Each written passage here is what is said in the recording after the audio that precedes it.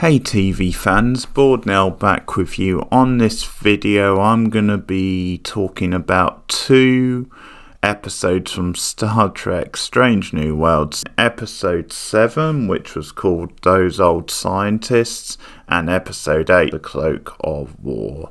Full spoilers, censors a double bill, because one of the things I'm going to say on here is that it really showcased the variety of this show, and because we've now got a musical episode, a bit of a first for Star Trek coming up for episode 9, that once again showcases the full range of this show and the way it's not afraid to do different things in different formats and take chances. So that's one of the reasons why I think this is the best of the modern Trek shows, certainly from the ones I've seen.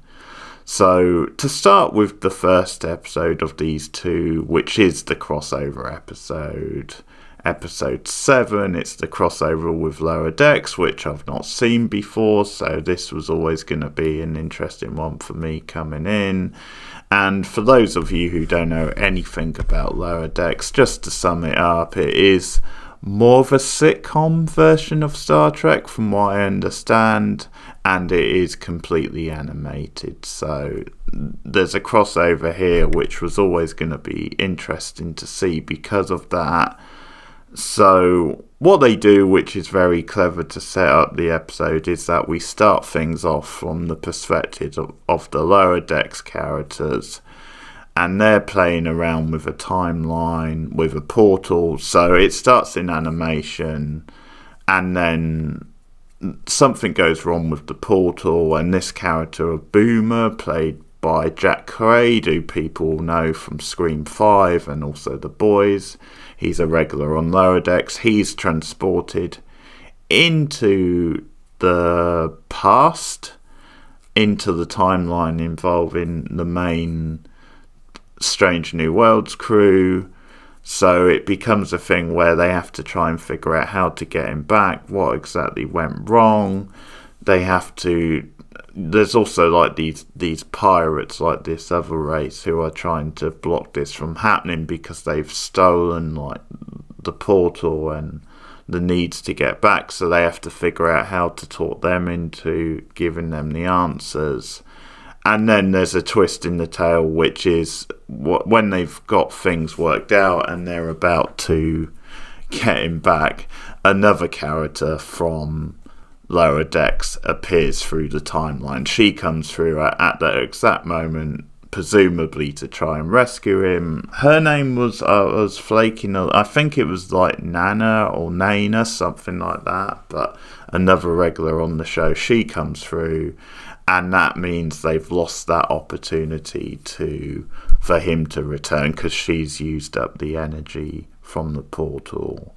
So they have to then try and figure another way to get back, and that becomes the whole episode. But really what the episode is all about is about the humour of it, and about these two very different characters interacting with the regular Strange New Worlds characters, and a lot of like meta gags about fandom, about like time travel storylines, and really using the fact that these characters are in the future and they're fanboying or fangirling, in the case of one of them, over these characters, these icons, or Uhura, for example, who at this point in her life is 22 years old and doesn't have any idea that she's going to go on to have the career she has, and at this point is having some doubts. So she finds out through these characters that she is a bit of a legend, and that's once again nodding towards the fans. But she finds out she's well respected, and she actually knows how to have a good time, which is a bit at odds with how she is now, because she is one of the ones who takes the job the most serious and is constantly focusing on it, doesn't get out too often. So that's a big thing, and there's certain things like that. So they really play with the fun of these characters knowing the reputation of these legends, and they have a lot of fun with that. A lot of, as I said, poking at fans, like meta humor aimed at the fans, but because the setup is these characters coming from the future, and knowing, as I said, the legacy of many of these crew members in the present timeline or in the Strange New Worlds timeline, then that leads itself to a lot of fun. And I think also it's just a meta thing, because one of the complaints some fans have with this show is just the fact that they already know how these characters are going to end up, or at least a lot of them, some of them at least. So for them, that takes them out of the show at times a bit. It doesn't really bother me, partly because I'm not as familiar. Like, I'm not a hardcore Trekkie. I haven't seen all of the earlier shows and the original series.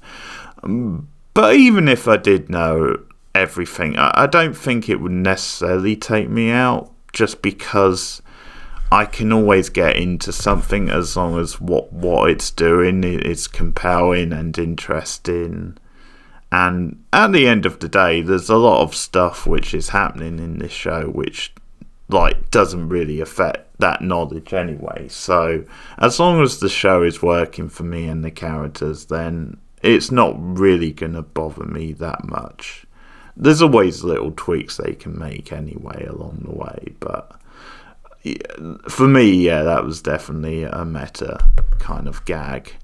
So the first thing to say is, as a crossover episode, it works really well, and it's clever, first of all, the device of we start in animation and then we end in animation with the Strange New Worlds crew getting animated through an era, and it's why are we all animated? You've got the arm flowing from Spock, so that's really good stuff. But it's a nice bookend, and it's a smart move, them going from animated to live action, because they go through the portal and travel back in time.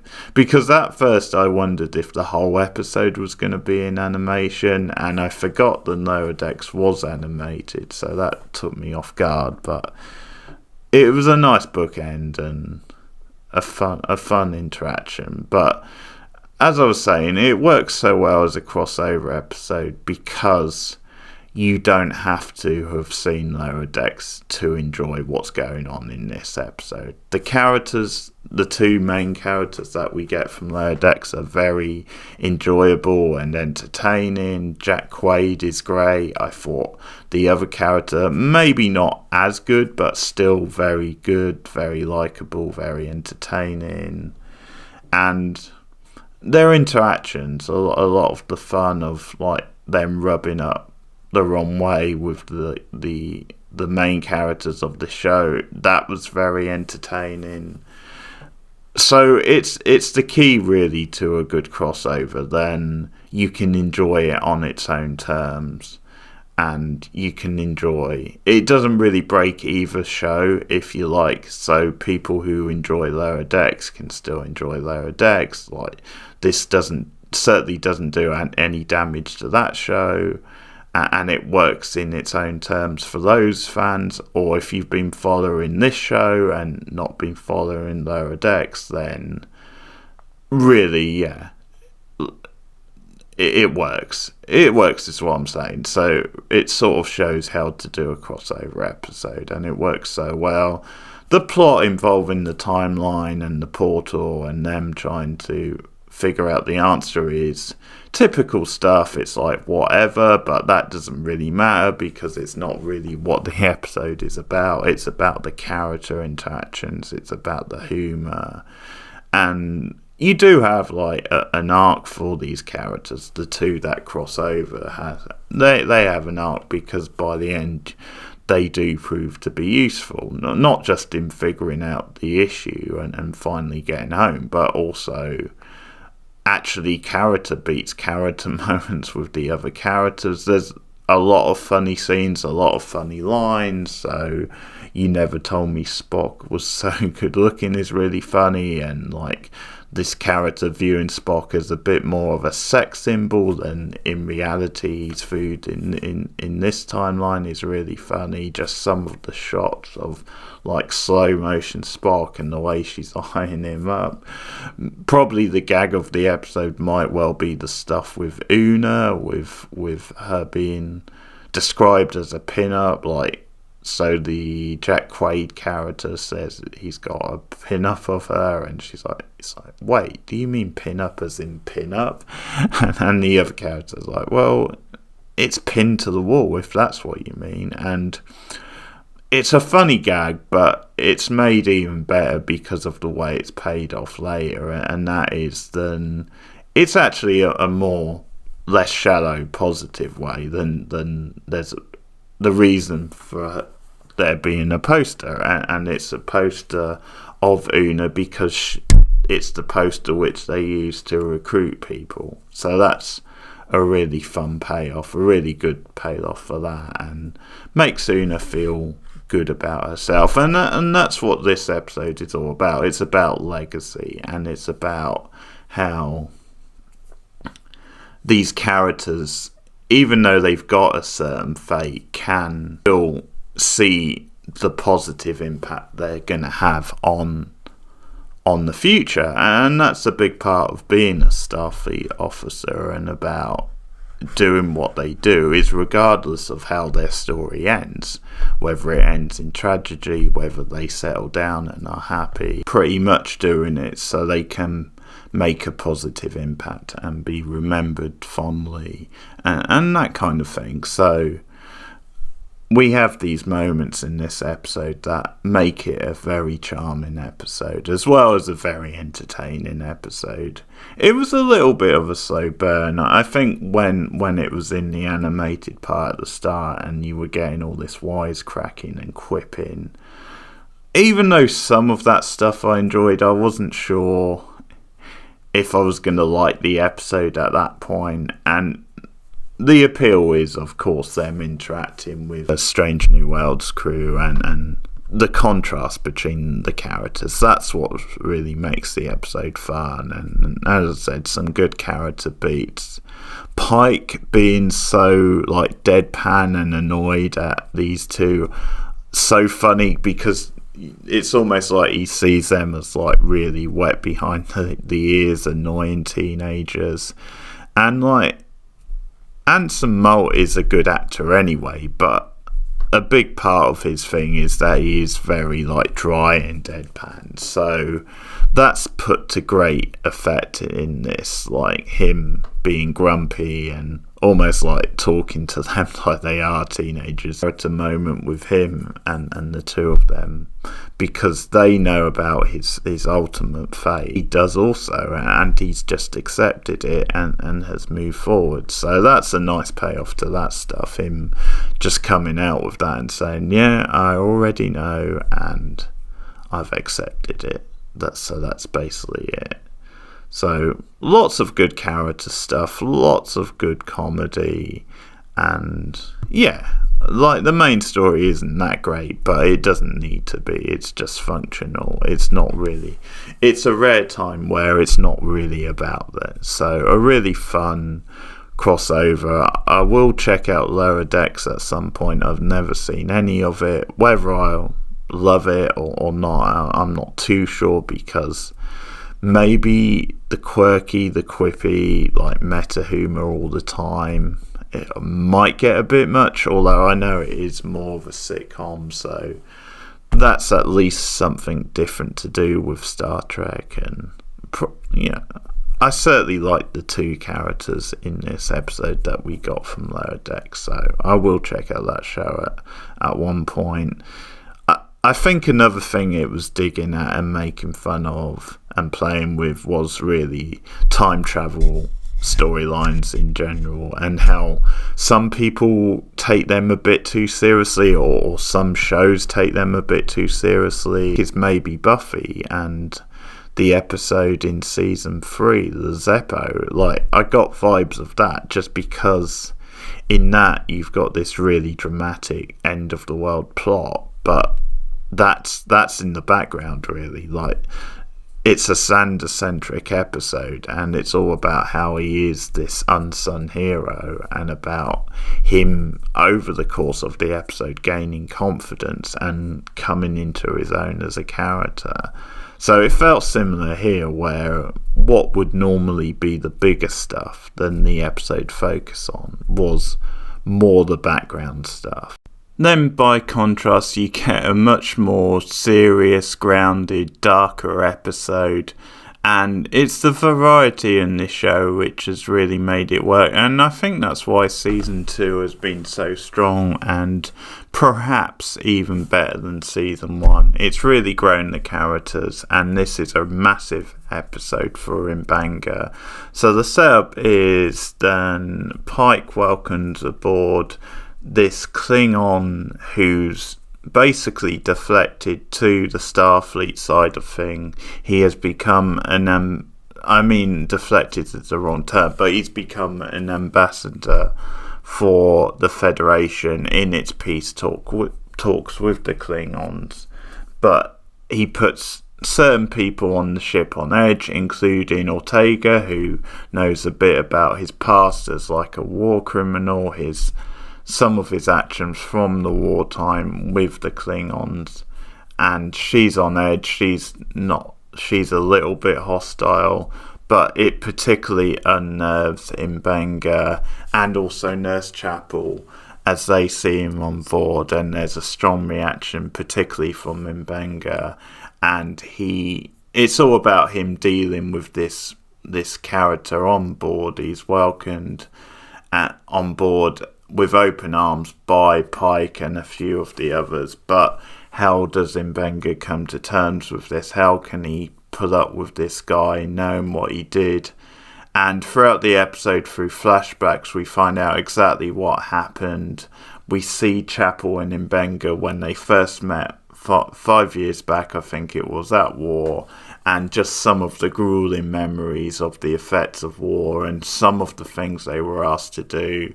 And we slowly find out exactly what this character did, this Klingon character, and why M'Benga and Chapel have a grudge between him. So, very strong episode, great performance from the actor who plays M'Benga. And I'll just say on the flashbacks, they were really on point. They really added to this whole episode, to the reveals, to the context, and just added to the characters. Sometimes flashbacks can take you out of the story, but these flashbacks really nailed it. There was a little bit of a light-hearted thing at the start of the first flashbacks when M'Benga was like called for the first time, and it's revealed then he was like the replacement for this guy, because they didn't want to find another guy, so that's why he got called up. And that's almost like a commentary, maybe a bit of a gag about how people get called up almost because of no other reason, like that desperation for recruits, and they'll just recruit anyone. So he's thrown in the deep end. We see him meet Chapel for the first time, and we also get some context for the serum thing, which we saw in the opening episode. The opening episode, which was one I wasn't too keen on, and that bit was a bit random and weird, but at least we got some context for it in this episode, as we see him asked to use this serum on the soldiers so they can go back out and battle, and he's against it and stands his ground, but it comes into play later on.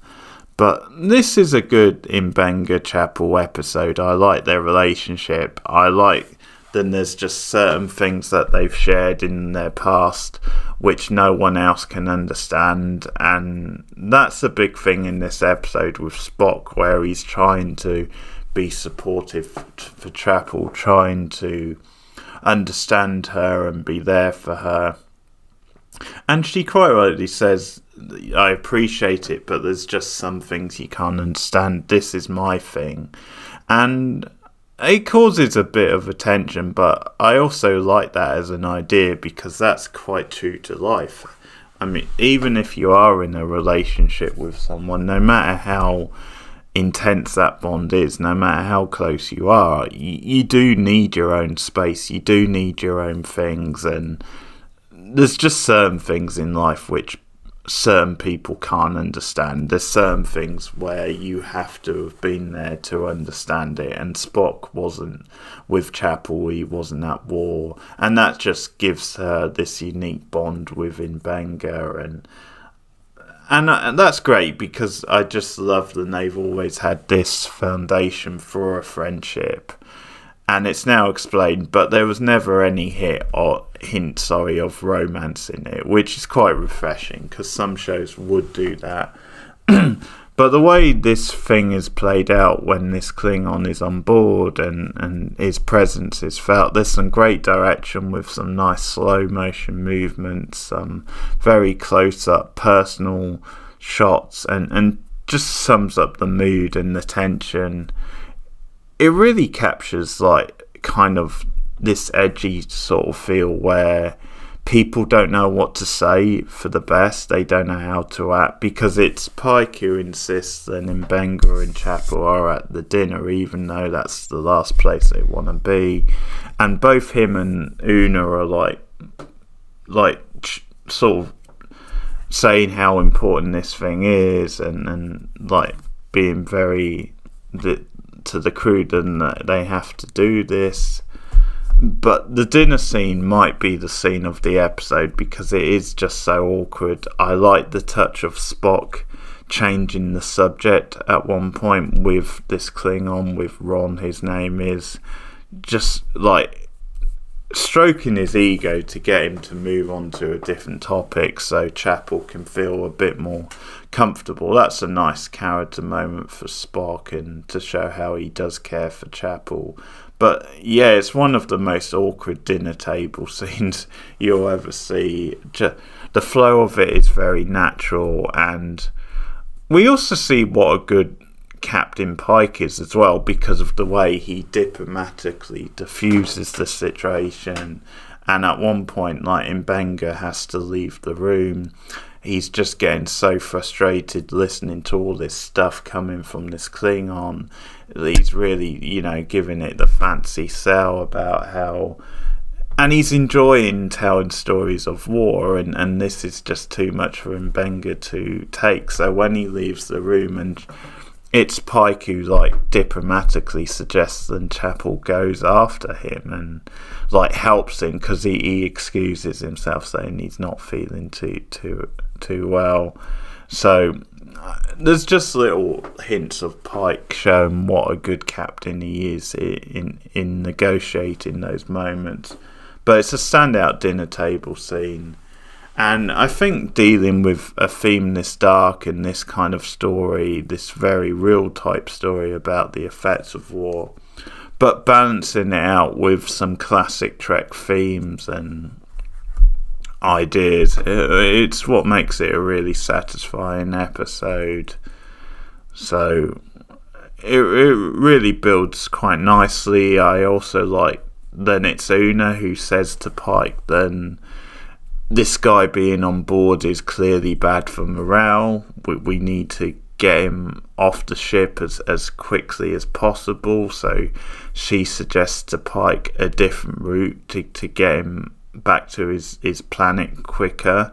And I like that from her, because earlier on in the episode she was very much with Pike, but he is standing quite firm at this point, and she makes a very logical point. Then it isn't good for morale. It's doing more damage than it is good. So I kind of like that she puts it in a sensible way in terms. So it's not just that then she's appeasing Mbenga and Chapel, but I think she is as well. I think she's definitely sensitive to the impact it's having on them, but she's also looking at the wider impact on the crew and everything else. So she talks Pike into changing course, and they are a good pairing, Pike and Una, and that sort of scene shows it, where sometimes if he can't see the bigger picture, she will step in and say, hey, why don't you do this? Why don't you